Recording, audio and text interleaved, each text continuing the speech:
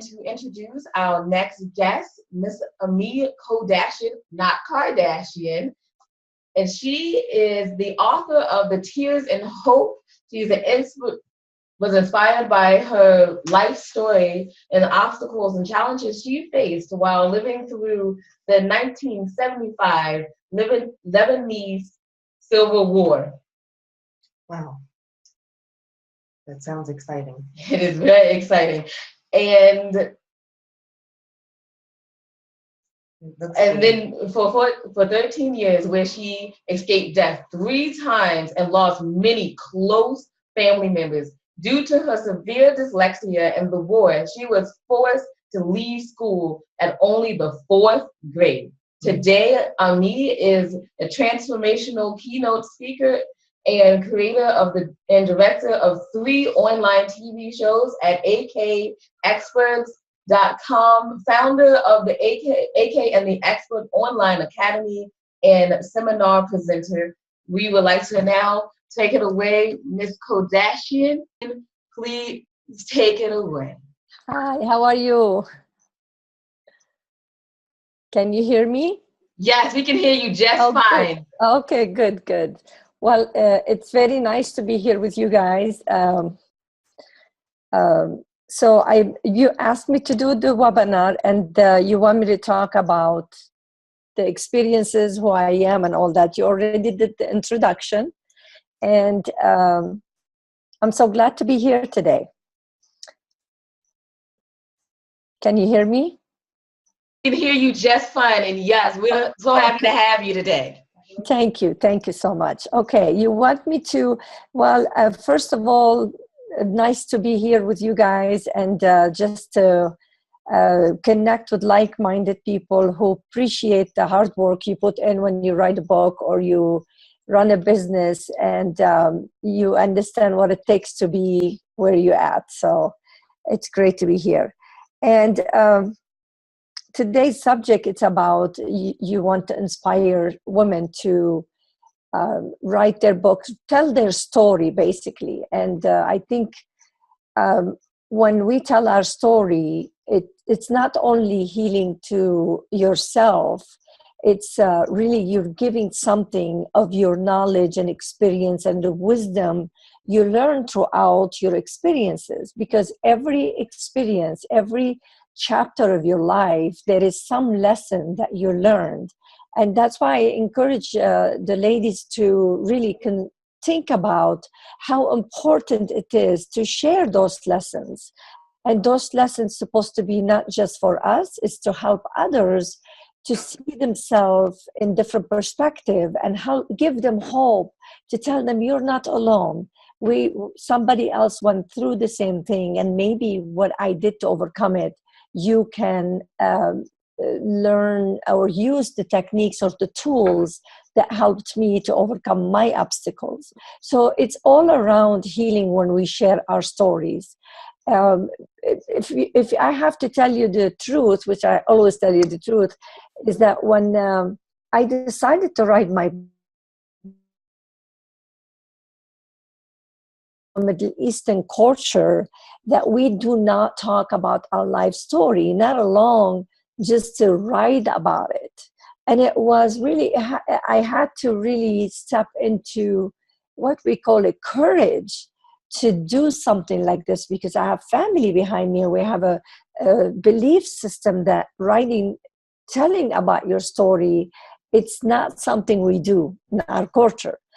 And I'm sure, I've been in the United States for a long time now. And here too, we don't tell our story just to tell our story.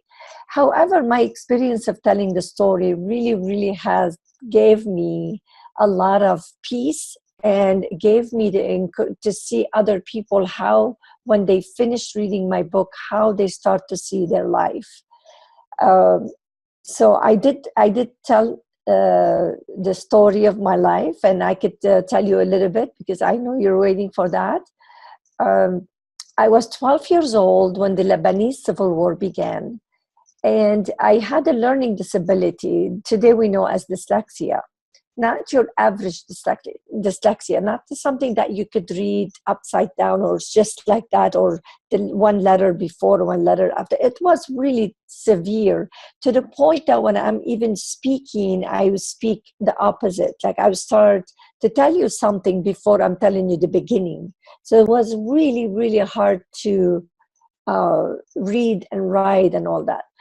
So one day I was sitting with my older brother, Robert, where my family wanted to flee to Egypt for safety. My father wanted us to take us there. After the meeting, the family meeting, my parents went to the second room, and then my other siblings left the house. And I stayed with my brother, Robert. Robert was so handsome. At that time, he was 20 years, and I was 12 years old. And he asked me, what you want to do when you grow up? And I said, I would really like to be a teacher one day. And he said, why you want to be a teacher? I said, because I want to help others, really lift them up, because my teachers, they were not understanding what's going on with me, and they put me down. And he said, well, I could see your heart. I could see why you want to be a teacher, and one day you will be. I said, come on, Robert, there's no way I could be a teacher. I can't even graduate from my class, not alone to be a teacher. And he looked at me in his beautiful eyes, and he said, I promise you, you will finish school and you will become a teacher one day. And I'm like, that is not reality. That is so good to be true. And he needed to get up to get his tea from the kitchen. So I said, Robert, you know what, sit here and I will go get your tea. So I stood up and headed towards the kitchen to get his tea. And it just took a couple steps. And just a second later, a bomb flew through the window into that living room. And Robert was gone. So all my hopes, my dreams, and my favorite brother were gone that day. Everything was crushed. And the bombs start coming one after another, And with each bomb, I was shaken to my core. And I stood there seeing my brother burning in a room, and seeing my mom trying to throw herself from the window, and my father holding her back. And I was literally stuck in the middle until my other brother and two men, they broke the door and came and picked me up. I was still in my pajamas. And that was just the beginning of a long, harsh life. After that, we became homeless, and we don't have time to go through this, but at the age of 14, 3 days after my 14th birthday, I was married, because my mom, she couldn't take care of me anymore. So it's like the first opportunity I got to get married, she wanted me to do that. I became a mother at 15, and a single mother. I was still teenager. And I had to come back to my parents' house where they couldn't take care of me in the first place. Now I'm raising a daughter in the war with no education, no skills, no money. And it just, the bomb were going everywhere. And I felt literally I had to become the mother for my daughter, and also the mother to my mom, because my mom, she lost basically her mind when the bomb came in. We lost everything, and then we became homeless. My mom, she couldn't handle the pressure, and she was on medication. So I basically had to become the mother to my mom. And I lived 13 years through the war, and then one day I get the opportunity to come to United States, and I said, this is it. I'm going to have a better life for me and my daughter. So I stepped up for that. And very soon I find out that it wasn't easy to live in the United States. I wasn't a refugee. I wasn't getting any money from anyone. I didn't have any money. I didn't know how to speak. And I just basically had to find my way when people, they didn't believe I could stay. and I could do something. I could stay in this country and I could be someone someday. And everyone would like, we'll buy your ticket, go back. I didn't have a very, very close family. My sister and I, we were not raised together. So I had to persevere and believe into that God is going to help me and I will stay in this country. And I did. And after that, I became an entrepreneur. And when I became an entrepreneur, now I felt it is time for me to pay it forward. And when I was driving down on the freeway, I just felt the overwhelming appreciation. I'm in this country. I made it. Now I'm driving a brand new car. I have a business and time to pay it forward. So it was really something, a voice inside of me told me that I needed to do this. I needed to pay forward. So long story, make it short, I never read a book in my life, not alone to write a book. But after that day, year and a half later, I wrote the book, Tears of Hope. And Tears of Hope is about the life story that I grew up all in details and also the lessons I learned. So after that, I became a speaker. I had to learn how to know my English wasn't the greatest. And I had to practice and to get to where I am today. And that led me to see when I wrote the book, that opened my heart and released a lot of things that I needed to feel like I'm worth something. I'm giving some knowledge. I'm giving information. That's what happened when you become an author, because you when you help other people, what I believe in, giving is living. So when you give something to other people, give your knowledge, give your wisdom, you feel good about yourself. You feel like, oh, it was worth it to go through everything I went through if I'm helping someone to find their why, or to get to see the light through darkness. So that really was healing for me. And it is important to tell the story. It is very important. You get out of your own way when you're really sharing with purpose to help others. So, and then from there, I started my own show, online show, Aimmee Kodachian and the Experts. When I did that, I find out that, hey, I could help other people. I bring experts to help you see your life in different perspective and transform your business and personal life, because my experts, they let you, they share their wisdom and knowledge on my show. So very soon then I end up producing another 2 shows. One is book movie reviews by Judy Morio, and movie reviews by Stephanie's movie reviews by Stephanie Thompson. So today, I'm living my purpose. I'm living not only my purpose, I'm helping others, living a life that I never dreamed to have. By all that, by just sharing the knowledge and the wisdom and the steps that I learned throughout my journey. And today, this is where I am. I'm sharing through my speaking, through my seminars, through my show. And every time I share, I just feel good about my life. And I really encourage everyone to understand the power of sharing your knowledge and wisdom, how you could start to see your life in a whole different perspective, in a whole different light. Let's put it that way. So if you have any question, please ask. I have a question, if that's okay. Sure. First of all, Ms. Kodachian, thank you so much for sharing your story.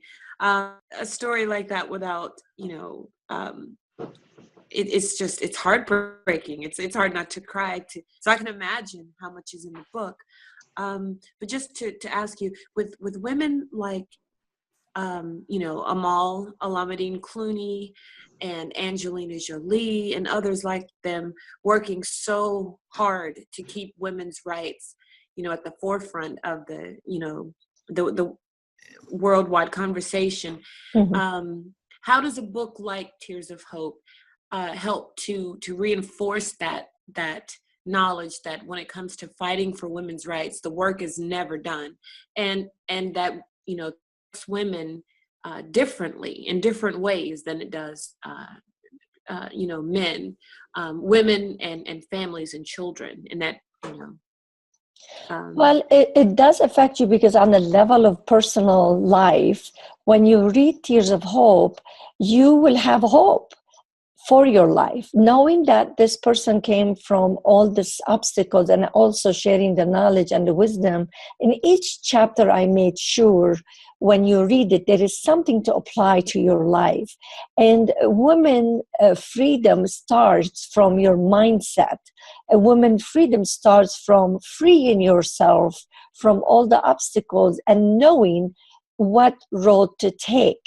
And by reading Tears of Hope, it will help you to unleash some of your obstacles and challenges. Of course, you have to do, when you read something, you have to do your part to unleash your potential, like I did. But then by taking step by step, the first step is to be inspired, and that will ignite something inside of you. So that is the first step. This is what the book does. It will ignite something in your heart to say, oh, she have only 4th grade education and she got here. So I want to be an inspiration to others. And this is what the book will do to you, is to other women, to inspire them and ignite something inside of them. And that's what I have been receiving a lot from people. I have 5-star on Amazon, people where they're inspired, and with the steps I'm sharing what I did. And also, by the way, you can actually download Tears of Hope and read it for free right away by going to akexpertstv.com, akexpertstv.com, and you can download Tears of Hope for free and start reading it today. And on Amazon, I have people said they couldn't put it down, because in each chapter it is something more they want to learn. And it just, through the story, I'm not teaching, do this and do this into your life. I just apply the lessons. It's a very simple way of teaching. So yes, it does ignite something inside of you. Well, thank you. It's a very inspiring story, and thank you for sharing it with us. Sure, it's my pleasure. Yes, thank you so much. I also had a question. You overcame so many obstacles and endured things that, you know, are terrible. How did your writing really help you with the healing process? Okay.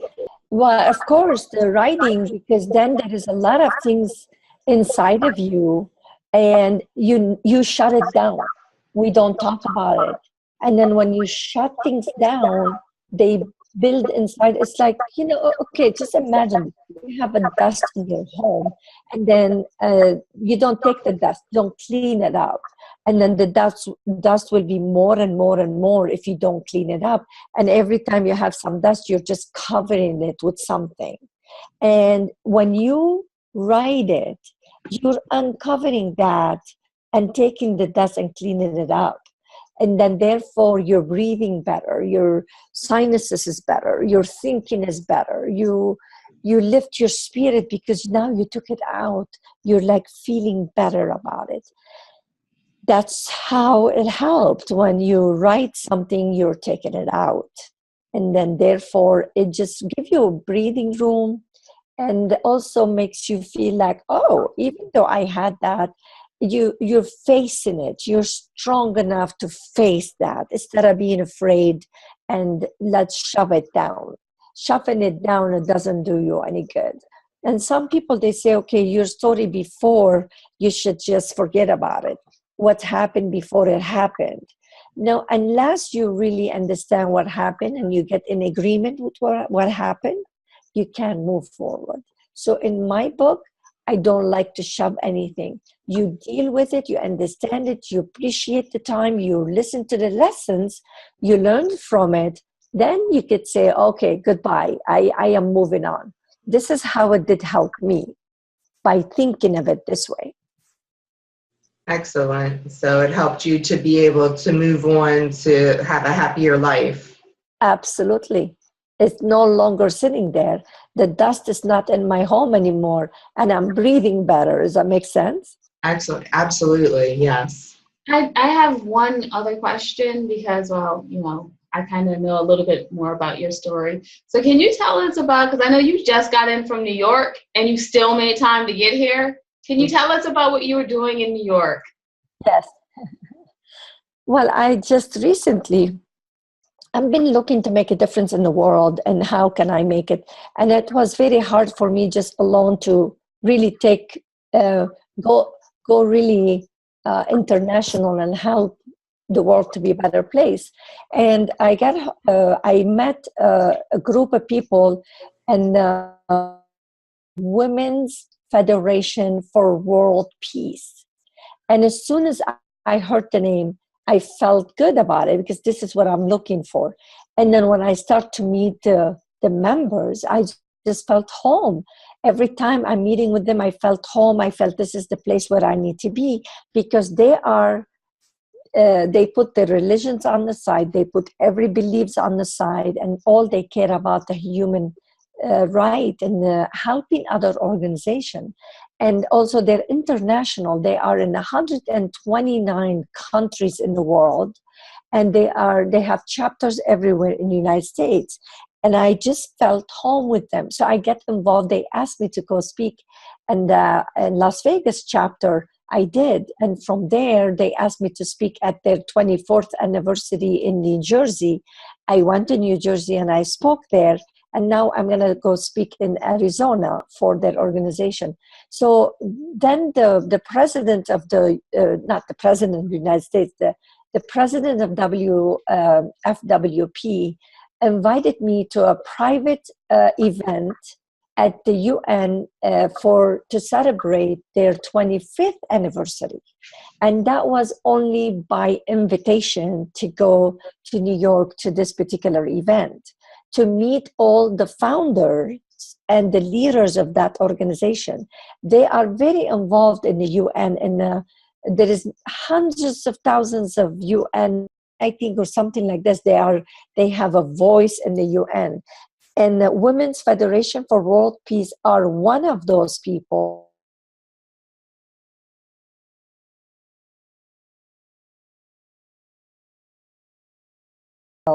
It's only by diplomat who can be there, and only by invitation. So I went there, I met the leaders, and now we even connecting more, and I'm going to be working with them even further, because they're so inspired in what I'm doing, and I'm so inspired what they're doing.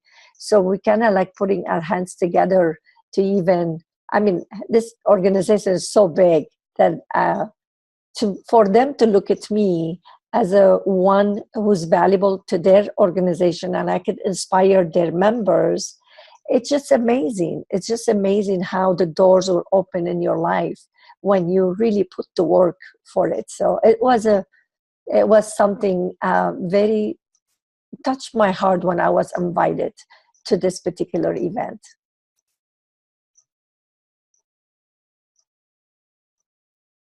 Thank you so much, Aimmee.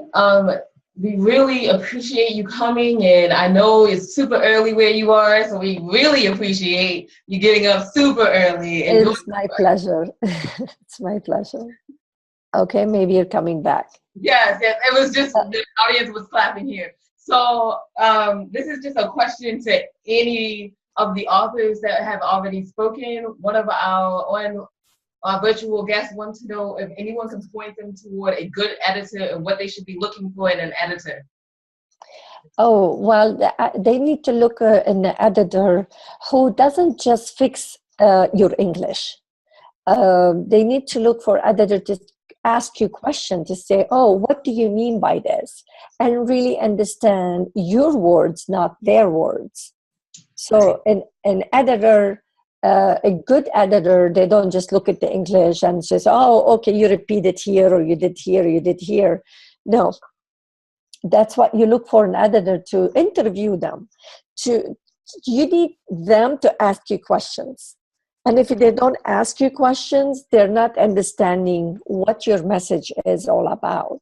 Therefore, they can't help you to really tweak it towards your message, not their message. I would definitely agree with that. And just to add to that, find and understand the tone and the language of the type of work that you specialize in. Again, as Aimmee said, it helps to get your message across, not because your message is not universal. No, you it's know, your you have personal, something specific yes. to say, and you know, there's a certain way you want that to come across, and a good editor, you know, is invaluable in helping you to craft your message in that way, in the right way. So work with editors who, you know, who work within your genre. Absolutely. Great point. Great point. It helps you because then they know, they've been there before, they understand what if you're about workbook, then you need to work with some people, they know how to do that. Or if you're telling just your story, they help you how to get your story with your message. Absolutely. And that makes it valuable. Absolutely. Great point.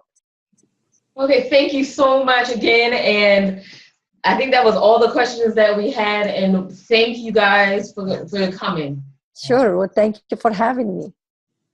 Okay, and so the next speaker that we have is pre-recorded. So you guys, please give us a good 30 seconds to a minute to get everything up and running on the technical side. Thank you.